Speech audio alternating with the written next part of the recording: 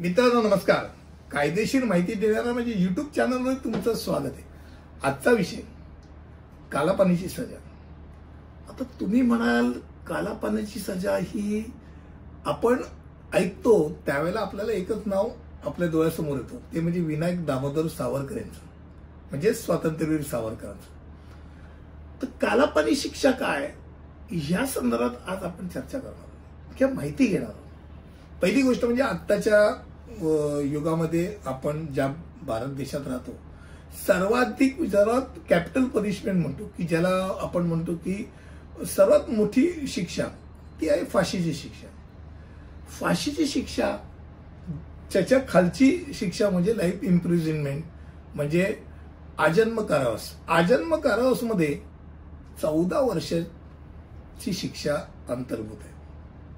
आता गंमत अशी की ज्यावेळेला ब्रिटिश सरकारनं असं वाटायचं की या राजकीय कैद्याला फाशी दिली तर हा हिरो येईल, त्याला हिरो न होऊन देता याला तुरुंगामध्ये सडक ठेवायचं, त्यावेळेला त्याला ही शिक्षा दिली जायची कालापानीची. आणि ऍक्च्युअल बघायला गेलं तर बहुतांशी कैद्यांना 25 वर्षाची शिक्षा ही कालापानीची शिक्षा म्हणून जाहीर केलेली असताना मुंबईच्या गव्हर्नरनी त्यावेळेला शिफारस केली होती की विनायक दामोदर सावरकर यांचे भारतातील सर्वात धोकादायक व्यक्तींचं एक म्हणून वर्णन केलेलं आहे. अशा विनायक दामोदर सावरकर यांना 2 वेळा डबल लाईफ इम्प्रिझनमेंट एकापाठोपाठ एक अशी कालापानीची 50 वर्षाची शिक्षा दिली गेली होती.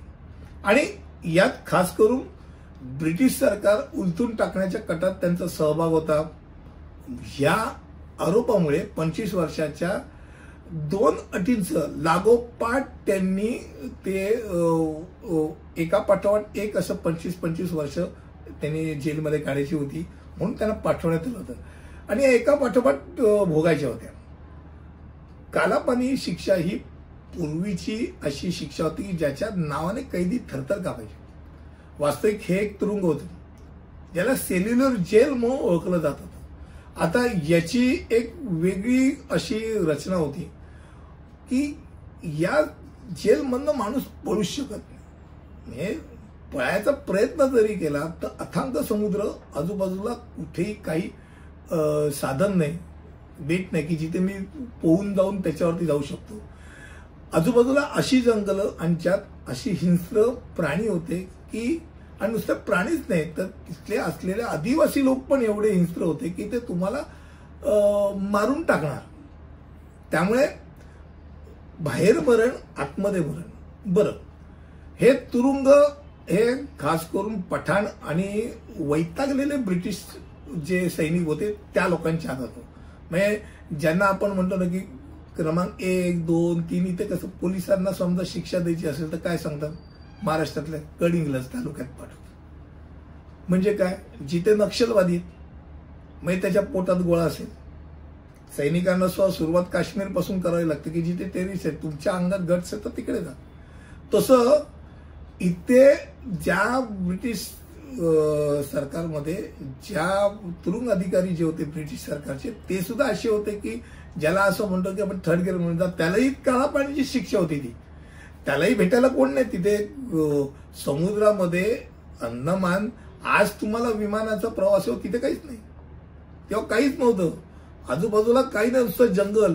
आणि हे असे राजकीय कैदी की ज्यांना वेगवेगळ्या प्रकारची शिक्षा द्यायचा प्रयत्न केला जायचा की जेणेकरून त्यांचं मनोबल हे तुटलं जावं.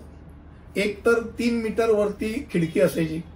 3 मीटर वरती खिडकी म्हणजे साधारणतः या माणसाला बाजूच्या सेलमध्ये काय चालू आहे तर कळलंच नाही पाहिजे. एकमेकांपासून माणसाला माणूसच दिसत नाही अशी अवस्था काही दिवस ठेवल्यानंतर मग माणूस तुटतो, मानसिकरित्या तुटतो. माणूस शेवटी सामाजिक आहे. भले जेलमध्ये एकमेकांना कैदी तरी एकमेकांना भेटले तरी त्यांना एक प्रकारचा आनंद मिळतो, एकमेकांशी गप्पा मारायला मिळतात. तो प्रकारच नाही. तुम्ही टोटल तिथे अंडा सेल सारखं टोटल वेगळं. आणि नुसतंच वेगळं नाही तर तुम्हाला ऊन पण नाही लागणार. 3 मीटर ह्याच्यावरती आहे. बरं, अशा ठिकाणी ठेवलं होतं की जिथनं दिसलं थेट फाशी दिल्या जायच्या, त्या सेल्युलर जेलमध्ये फाशी जिला देत जायचं त्या कैद्यांना बघायला या व्यक्तीला मिळावं अशा तऱ्हेने ती एक रचना होती त्या खिडकीची. तेल काढायचा घाणा, त्या घाण्याला जुंपून त्यांना गोलगोल फिरवलं जायचं. त्यातून समजा कोणी काही विरोध केला तर चाकाचे फटके होते, भिंतीला लटकून ठेवलं जायचं आणि विविध प्रकार म्हणजे खायलाच द्यायचे नाही. मग त्यांनी टाहो केला, टाहो ऐकायला कोण आहे तिथे, काही कुटुक मुटुक काही द्यायचे, दगड असलेली भात देणार आणि एक प्रकारचा तो छळ माणूस सहन न करता आत्महत्या करेल या तऱ्हेने त्याची एक प्रकारची एक रचना केली होती. अत्याचाराचा एक मुख्य साक्षीदार आहे सेल्युलर जेल आणि भारतातील स्वातंत्र्य सैनिकांवरती ब्रिटिशांनी केलेला अतोनात हाल जो आहे तो खऱ्या अर्थाने हाल जर ज्यांनी भोगला असेल तर तो त्या ठिकाणी कारागृहात ज्यांनी शिक्षा भोगली त्यांनी तो हाल भोगलेला आहे. दुसरा भाग असा की हे कारागृहाचं जे मी म्हटलं की ज्या वेळेला ही शिक्षा व्हायची त्यावेळेला त्यांचा एक प्रकारचा पूर्ण देशाशी त्यांचा संवादच तुटायचा. काही वाचायला मिळायचं नाही, काही कळायला मार्ग नव्हता की कुठे काय चाललंय काय नाही. फक्त आपण दिवस मोजायचे आणि रात्र मोजायची, याच्या पलीकडे काही नाही. आणि इथे अनेक कैदी मेले, त्याची नोंदच नाही. म्हणजे सर्वात वाईट भाग काय असेल तर या पोर्ट ब्लेअर मध्ये असलेल्या सेल्युलर जेलमध्ये नक्की किती माणसं होती आणि किती माणसं गेली याचा काहीही कुठेही नामोनिशाण नाही ठेवलेला. माणूस मेल्यानंतर उचलून समुद्रात फेकलं जायचं, जंगलात फेकलं जायचं, असं तिथे असलेल्या रेतीमध्ये पुरून त्याला गाडलं जायचं. संपला, माणूस नाही गेला, पुढचा माणूस तिथे भरला जायचा. इतकी वाईट अवस्था होती. त्यांना मूत्र प्यायला द्यायचे, त्यांना काही टॉयलेट बाथरूमची सोय नाही.